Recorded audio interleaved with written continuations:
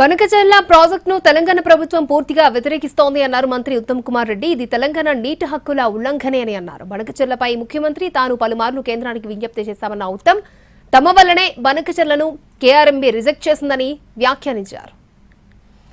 ఇది ఇల్లీగల్, ఇది violation of Telangana water rides అని కింది నుంచి పై వరకు రిప్రజెంట్ చేయడం జరిగింది.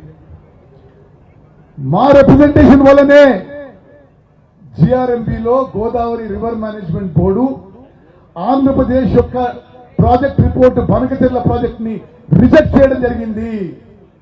మా రిప్రజెంటేషన్ వల్లనే Polavaram project authority Banakacherla project ని రిజెక్ట్ చేయడం జరిగింది.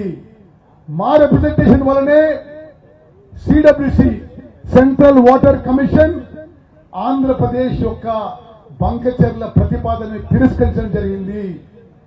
మేము మొన్న కేంద్రంలో జరిగిన కేంద్ర ప్రభుత్వం ఆధ్వర్యంలో జరిగిన ముఖ్యమంత్రి చర్చల్లో కూడా తెలంగాణ నుంచి రేవంత్ రెడ్డి గారు, నేను, ఆంధ్రప్రదేశ్ నుంచి చంద్రబాబు నాయుడు గారు వాళ్ళ ఇరిగేషన్ మంత్రి పాల్గొన్న చర్చల్లో కూడా బనకచెర్ల ప్రాజెక్టు మేము వ్యతిరేకిస్తున్నాం, ఇది చట్ట వ్యతిరేకం, ఇది తెలంగాణ నీటి హక్కుల ఉల్లంఘన అని స్పష్టంగా చెప్పడం జరిగింది.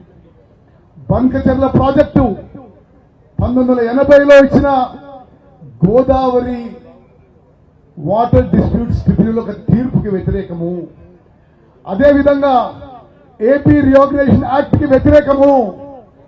అన్ని విధాలుగా తెలంగాణ ప్రభుత్వం, ముఖ్యమంత్రి రేవంత్ రెడ్డి గారు గాని, నేను గాని, మా ప్రభుత్వం మొత్తం కూడా బనకచెర్ల ప్రాజెక్ట్ ని అన్ని విధాలుగా వ్యతిరేకిస్తుందని చెప్పి ఈ సభాముఖంగా మనం చేస్తున్నాం.